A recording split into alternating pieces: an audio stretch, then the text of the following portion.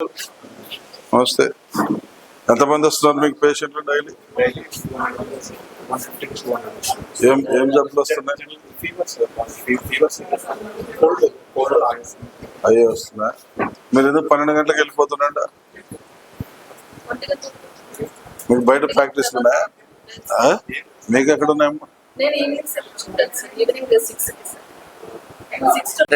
Recover అయ్యేవాళ్ళు operation అయ్యి.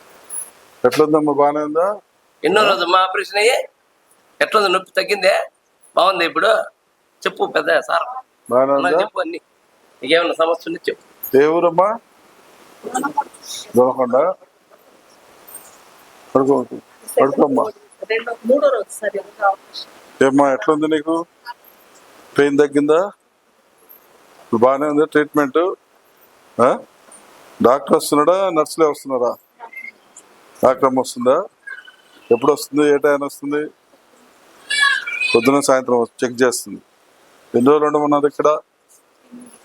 8 రోజులు ఉండమన్నారా? నేను చెప్తాను అక్కడ డాక్టర్కి. మీరు డిశ్చార్జ్ అయ్యేటప్పుడు నాకు మెసేజ్ పెట్టండి. అంటే మీరు అంబులెన్స్ ఎక్కించిన చెప్తే నేను అక్కడ డాక్టర్కి చెప్తాను, జాయిన్ చేసుకుంటాడు. చేసుకుని ఇక్కడ వీళ్ళకు వెయిన్స్ దొరకనప్పుడు ఏం చేస్తారు వీళ్ళు? ఎవరు? ఛార్జికి కూడా లేవా?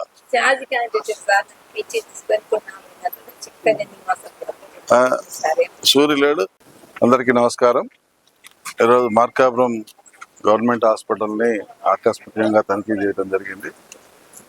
అంటే ఇక్కడ గవర్నమెంట్ హాస్పిటల్లో ఏ రకంగా ట్రీట్మెంట్స్ జరుగుతూ ఉన్నాయి, ఏ రకంగా పబ్లిక్ తోటి ఇంటరాక్షన్ అవుతా ఉన్నారు, పోతే హాస్పిటల్ పరిస్థితులు ఏంటి అనేది అలా నెలకోసారి 2 monthsకి ఒకసారి చెక్ చేద్దామన్న ఉద్దేశంతో అందులో భాగంగా ఈరోజు హాస్పిటల్ రావడం జరిగింది.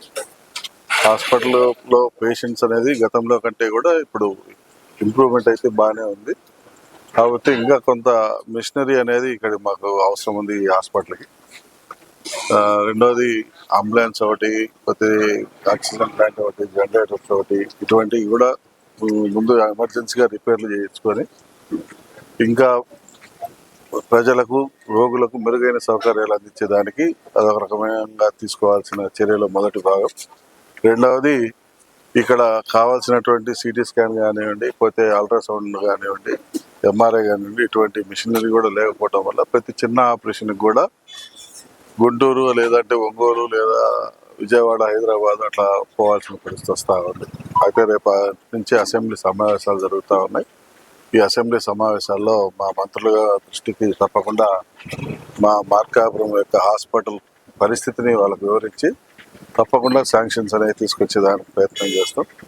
అతి త్వరలో ఈ యొక్క హాస్పిటల్ రూపురేఖలన్నీ కూడా మార్చి బ్రహ్మాండమైనటువంటి హాస్పిటల్గా, ఇప్పటికే పేషెంట్లు కూడా చాలా ప్రాంతాల నుంచి, సుదూర ప్రాంతాల నుంచి, ఎర్రగొండపాలెం నియోజకవర్గం, గిద్దలూరు నియోజకవర్గం నుంచి కూడా ఈ హాస్పిటల్కి వచ్చి ఇక్కడ ట్రీట్మెంట్స్ తీసుకుంటా ఉన్నారు. ఇది ఒక మంచి అచీవ్మెంట్.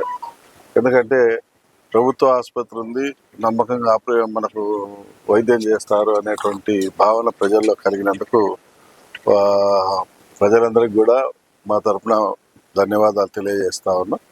అయితే ఇంకా మెరుగైన వైద్య సౌకర్యము, మెరుగైనటువంటి సౌకర్యాలు కల్పించాలన్నదే మా లక్ష్యంగా మేము పనిచేస్తామని ఈ సందర్భంగా తెలియజేస్తాం.